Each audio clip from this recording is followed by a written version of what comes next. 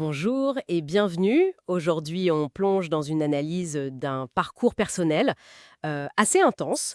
On va parler relations complexes, du poids de l'histoire familiale et puis de cette quête de soi à travers le deuil, le pardon.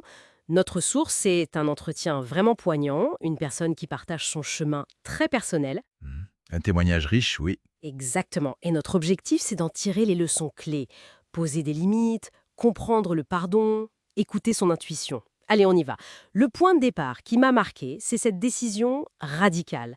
Arrêter d'être une people pleaser.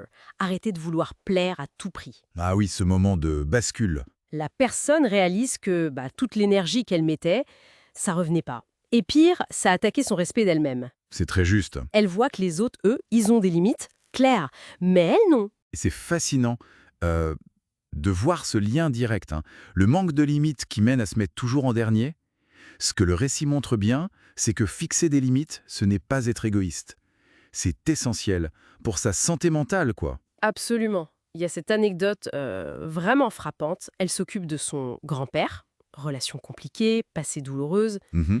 et un jour, il lui jette presque une bouteille de Guinness. Chaude. Waouh, Sa réaction, immédiate. Limite claire, elle part.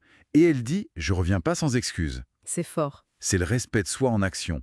Même dans une situation de soins où on pourrait penser qu'il faut tout encaisser. Exactement. Et ça nous amène au pardon. Un gros morceau. Oui, parce que le témoignage insiste là-dessus. Pardonner, comme elle le fait pour son grand-père suite à la demande de sa mère mourante, ça ne veut pas dire accepter les mauvais traitements passés ou futurs. C'est ça. C'est pas effacer l'ardoise. Non, c'est un choix, parfois très dur, pour soi. Pour briser un cycle, on parle souvent de douleur transgénérationnelle. Mais, et c'est le point crucial, ça doit s'accompagner de limites très claires pour se protéger. Sinon, le pardon devient une faiblesse presque. Précisément, c'est un acte pour soi, pour l'avenir. Pas une absolution sans condition, sans protection. Et c'est là, je trouve, que ça devient vraiment intéressant. L'intuition qui émerge, comme une sorte de guide dans toutes ces épreuves. Oui, cette voix intérieure. Le récit suggère qu'elle se renforce quand on commence à l'écouter, même si au début elle peut sembler nous tester un peu. Et il y a des pistes concrètes si on a l'impression de l'avoir perdue, cette voix. Le témoignage en donne quelques-unes. Couper les distractions, le bruit ambiant, marcher seul, écrire ses pensées, sans filtre, se poser des questions. Parfois même des pratiques comme le jeûne sont mentionnées pour clarifier, quoi. Pour nettoyer le canal, en quelque sorte. C'est ça.